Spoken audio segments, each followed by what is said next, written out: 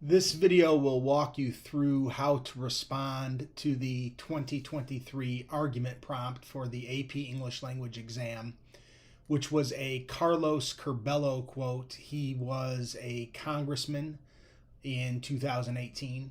The prompt tells you that. And he said,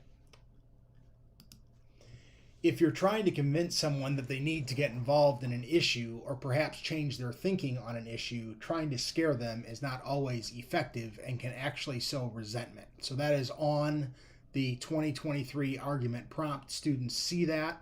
Then they also see underneath that, write an essay that argues your position on the extent to which Curbelo's claim about persuading others is valid. Now, they help us here in that they tell us Curbelo's claim is about persuading others. It doesn't tell us what he's saying about persuading others, but I think that it's fairly easy quote to figure out here in that he is saying that if we use fear to persuade others, then we could actually have that backfire on us and people end up resenting us because we use that fear. I think it's a very apt quote in 2024 when we think of politics and just everything seems to be an argument and there's so much fear mongering going on. So it's a very good quote. Students should note that it's always going to be an obscure quote. It might not be an obscure person like Representative Carlos Curbelo. I had never heard of him. I would think that just about anybody outside of his district had probably never heard of him. But the quote will always be obscure. You are not going to be the change you want to see in the world from Gandhi. That is not going to be a quote. They are going to put a quote on this exam that nobody has seen before so that there's an even playing field, a level playing field throughout the country as students take this. So what do you have to do to write the introduction for this prompt? Well, for any prompt. First, do you agree or disagree with the statement? And then second, to what extent do you agree or disagree? Those are the two questions that you have to answer before you can write the introduction. So I've decided that I will agree with Curbelo. I do not think that fear is a good motivator. So what I'm going to do first is I'm going to write the quote. I'm going to say Carlos Curbelo stated, and I'm going to write the whole quote out. As long as the quote, and they are usually pithy, they're usually short like this. As long as the quote is short, then I recommend writing the whole quote out.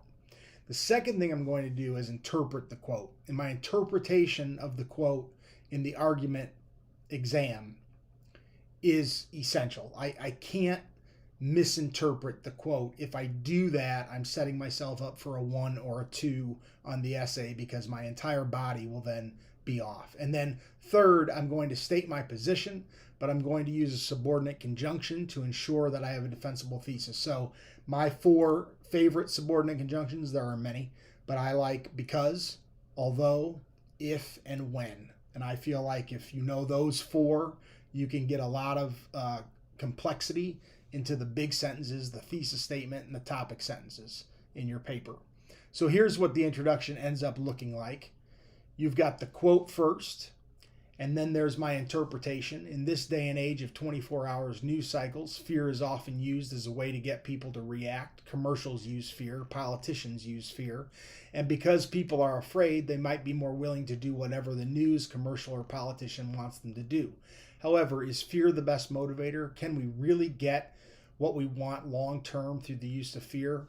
I contend that we cannot. So then I come in with my position. I contend that we cannot. So I am agreeing with Curbelo, and then I use a subordinate conjunction because fear is an emotion that people can overcome with facts and time. It is not a good way to persuade others that an idea is valid. The interpretation that talked about commercials and politicians, that actually will lead into my body. And I think that the introduction could lead you to the ideas in the body. The ideas that you come up with for the body could end up writing your introduction. In my case, I just started writing this essay. I didn't think of my textual evidence ahead of time because I was very confident that when it came time to think of textual evidence, I would think of plenty. So I wrote the introduction cold, and I feel like the introduction gave me the ideas, the text for a textual evidence in the body that I'll end up using, because it is commercials and it is not politicians but politics. So how do we come up with our textual evidence? If we're stuck and we need to think of specific textual evidence, my favorite acronym, there are many that teachers will teach, but the one that I like is CHORES. And in CHORES, the C stands for current events, the H stands for history, O is our experiences, we're kind of cheating there, R is readings, E is entertainment, and the S stands for sports and science. So you can go to anything that's happening today, anything that happened in the past, anything that's personal, anything that you've read and that does not just have to be a book. Entertainment equals video games and movies and television and streaming, and sports and science, of course, sports, athletics, right? And then science, anything from biology, chemistry, physics. So the key here, though, is to be as specific as possible. So if I were going to use something from the American Revolution, let's say I'm going to use history textual evidence, and I'm going to use the American Revolution, can I get more specific than the American Revolution? Maybe I'm only going to talk about the Boston Tea Party, or maybe I'm only going to talk about the Boston Massacre, or maybe I'm going to talk about a specific battle in the American Revolution. Then can I get more specific and narrow it down to that level of textual evidence? So what I ended up using was a commercial that I recently saw for Bayer aspirin, and then the misinformation campaign against vaccines. So that is what I will use as my textual support, about fear not being a valid motivator. So my 2023 argument body paragraph, I'm of course not going to read this to you, but in the topic sentence is italicized. And then I come in with quite a bit of textual evidence, and I'm explaining why Bayer aspirin equals textual evidence for this particular prompt. And then I have one line of analysis, which is underlined, and then bolded again is more textual evidence. I talk about the podcaster Joe Rogan, who says vaccines don't work, and I talk about some news stations that say vaccines don't work, this misinformation against vaccines and COVID and spreading government conspiracies. And then I have a huge chunk of analysis of that textual evidence. So you can read through all of that. Of course, I'm, with the argument essay, everything that is textual evidence is coming out of my head.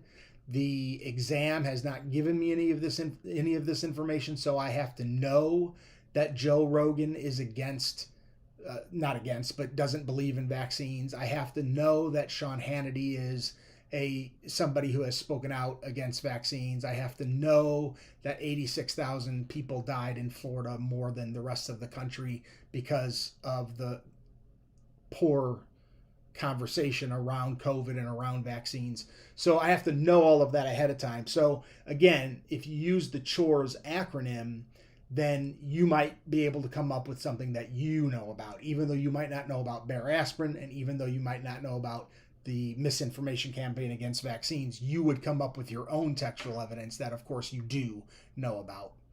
So this is the picture of the congressman. I thought that would make a good conclusion to this video. But the structure of the paragraph that we just went over, the first sentence mentioned the quote. That was my topic sentence.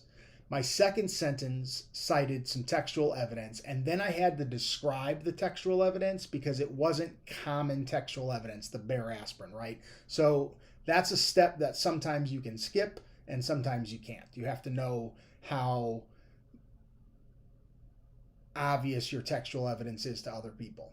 Then I get textual evidence is used to support Corbello, and I use mostly logic to piece together my argument. The pieces, I think, get put together almost like a puzzle, so that one sentence must lead to the next, must lead to the next, must lead to the next. And then, because the paragraph wasn't long enough when I got done with Bayer aspirin, I introduce the second piece of textual evidence, the misinformation against vaccines, at sentence 7, and then I analyze that. So you would want to have at least an introduction, 2 body paragraphs, and a conclusion in your argument. So you've only seen an introduction and 1 body paragraph in this video, but you would want to write at least 2 body paragraphs. That way your textual evidence and your analysis isn't all getting dumped into 1 paragraph and remaining general. I feel like if you have at least 2 body paragraphs, 3 is not a magic number, but I think 2 or more, you're automatically going to start organizing your textual evidence, because some of it has to go in paragraph 1 and some of it has to go in paragraph 2. And I just think that you automatically get more specific, and being more specific in this FRQ is the key to success. So hopefully this makes sense, and you will write a better argument FRQ as a result of this video. I think that the 2023 prompt was very fair, and I would imagine that it scored fairly high.